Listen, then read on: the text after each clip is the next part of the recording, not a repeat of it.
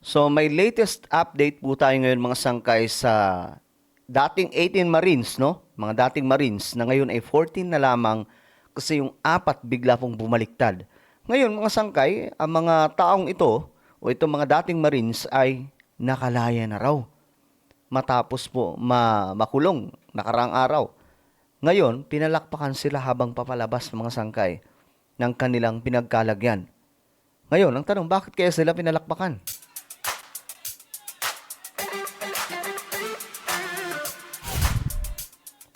Alright guys, magandang oras po sa inyong lahat. This is me, I'm back. At ito pag-usapan lamang po natin, no? Saglit lang naman to. Ito mga dating Marines na ngayon naiipit, no? Sa isang pambihirang pagsubok. Pagsubok ba ito o problemang pinasok nila mga sangkay? Hindi, kasi sila daw po ang nakakaalam ng mga dinidilibiran nila ng mga mali-maletang pera.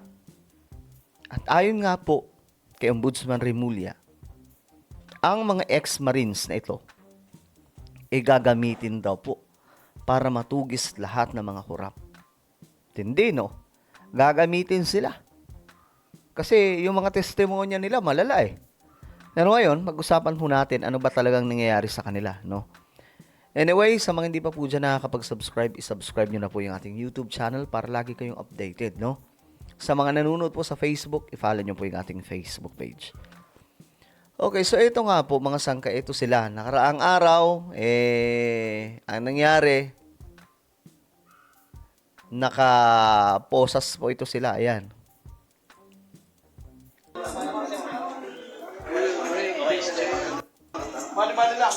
Break this chain. We will break this chain. Okay na. We will break this chain. Laban, sir. Laban, sir. Yes. Wala nang babalik natin. Wala na. Break the chain. Break the chain. Parang masaya pa po sila na nakaposas, no, mga sangkay. Break the chain. Break the chain.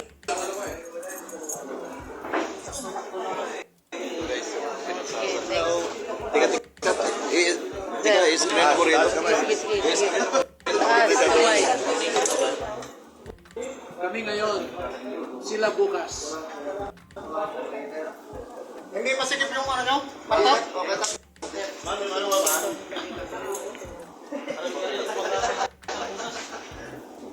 Ayaw talaga nung ano. Silang nagpoposas sa sarili nila, eh, no? Kasali. Ayan, no? Sila yung naglalagay. Kita nyo yung mga babae. Yung nagsasabi ng katotohanan. Ayan po, pinapusasan po yung nagsasabi ng katotohanan.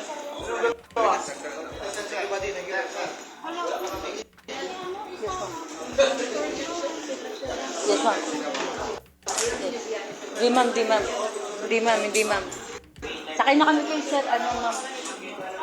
Kay sir, Johnny. Sir, sakay na kami na Sila, sakaya. sila yung nagposas sa sarili nila, mga sangkay. Doon ako sa panin. Ah, sige.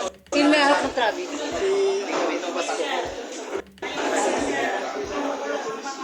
Nasaan sir ang traffic?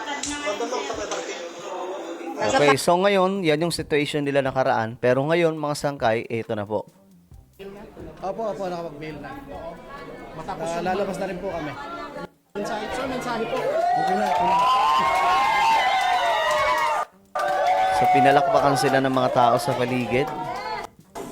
Why? Bakit sila pinalakpakan? Nakapag-mail na. Matapos lalabas na rin po kami. Mensahe po. Okay na. Ayan.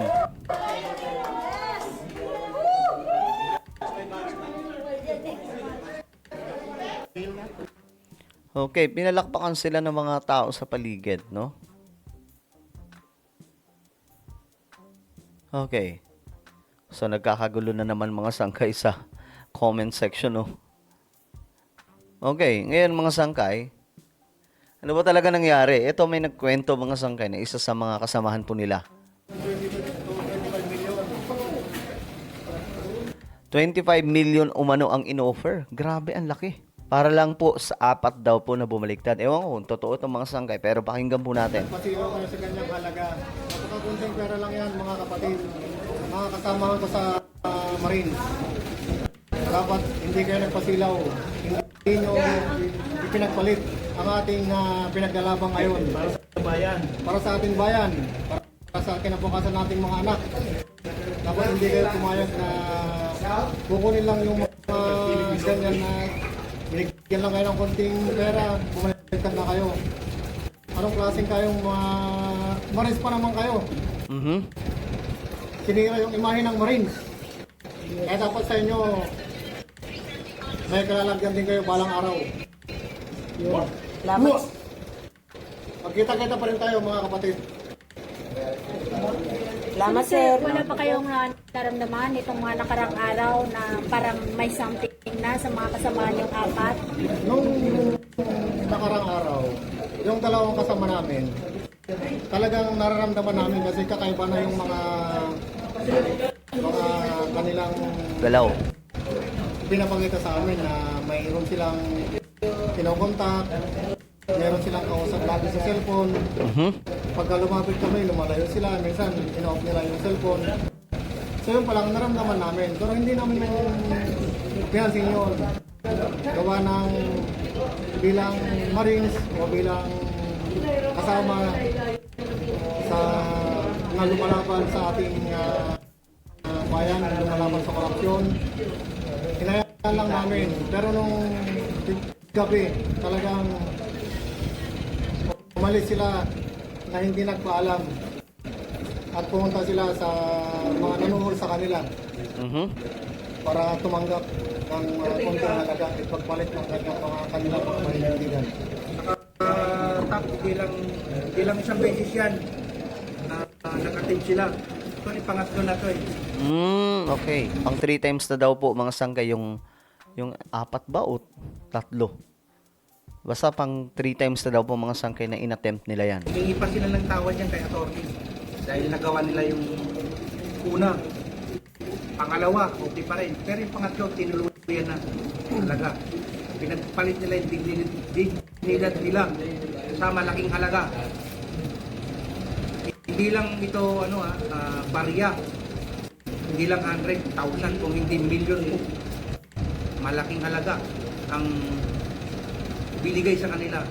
Grabe. Kung ewan ko, ang totoo to, mga sangkay, kayo, naniniwala ba kayo sa ganyang klaseng statement? Tapos, nagpa-press con sila, naka-face mask na. Samantalang lumalabas naman po kami. Hindi naman kami naka-face mask eh. Sila talagang balot na balot. Pero kahit balot na balot sila, talikod pa lang nila, alam na namin sila kung sino sila. Eh ngayon, taong bayan na ang mag-ano sa kanila, mag-uusga. Yun ang katotohanan. Kaya siguro Panginoon na lang siguro mag-ano sa kanila. Tama ba yung ginawa nila dahil ang daming sambayan ng Pilipino na umaasa sa 18 ex-Marines. Ngayon 14 na lang. Sa totoo lang po, proud ako sa Marines dahil nakasali na ako dito. Okay, so ayan, mga sangkay yung opinion nila. Yung statement. Ano sa tingin nyo? Nagsasabi kaya sila ng totoo, mga sangkay? Comment down below. Alright? Meron tayong YouTube channel, Sangkay Revelation. Hanapin nyo po ito sa YouTube. Ngayon din, kapag nakita nyo na i-click nyo po yung subscribe, i-click ang bell at i-click nyo po yung all. Ako na po ay magpapaalam. Mag-iingat pong lahat. God bless everyone.